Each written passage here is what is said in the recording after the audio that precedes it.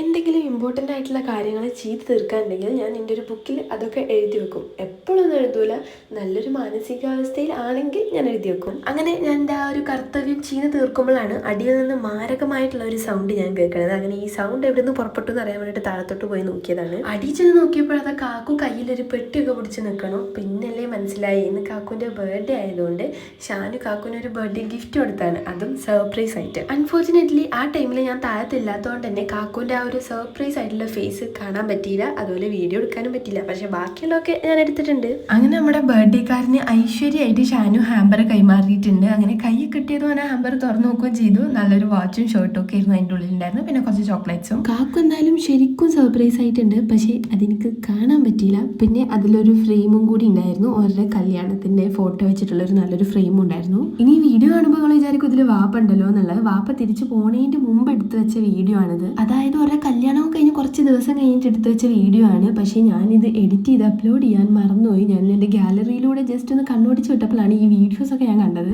ആർക്കായാലും ഒരു തെറ്റൊക്കെ പറ്റൂലേ, അതൊക്കെ പോട്ടെ, എന്തായാലും ഞാനിപ്പോൾ അപ്ലോഡ് ആക്കിയാലോ. പിന്നെ നേരെ കേക്ക് മുറിക്കൽ പരിപാടിയായിരുന്നു. ഷാനു ഗിഫ്റ്റ് ആയിട്ട് കൊടുത്തിട്ടുള്ള ആ ഒരു ഷർട്ടാണ് കാക്കു ഇപ്പിട്ടിട്ടുള്ളത്. ബർത്ത്ഡേ ആയാൽ പിന്നെ പറയണ്ടല്ലോ, കേക്കൊക്കെ മുറിച്ച് എല്ലാവരുടെയും വായിലോട്ട് വെച്ചു കൊടുക്കും, നമ്മൾ തിരിച്ചു വെച്ചു കൊടുക്കും, അങ്ങനത്തെ ഒരു ചടങ്ങൊക്കെ ഉണ്ടല്ലോ. അങ്ങനെ കേക്കൊക്കെ മുറിച്ച് എല്ലാവരും ഓരോ പീസ് കേക്കൊക്കെ കഴിച്ചു. അപ്പൊ നല്ലൊരു സർപ്രൈസ് കിട്ടി. നമ്മുടെ ബർത്ത്ഡേക്കാരനും ഹാപ്പി, സർപ്രൈസ് കൊടുത്ത ആളും ഹാപ്പി, കണ്ടു നിന്ന നമ്മളും ഹാപ്പി. പിന്നെ ആ കേക്ക് കഴിച്ചു തീർക്കണതിന്റെ തിരക്കിലായിരുന്നു ഞാൻ. ഇതൊക്കെയാണ് നമ്മുടെ ബർത്ത്ഡേ വിശേഷങ്ങൾ. അപ്പോൾ ഇന്ന് ഇത്രയേ ഉള്ളൂ.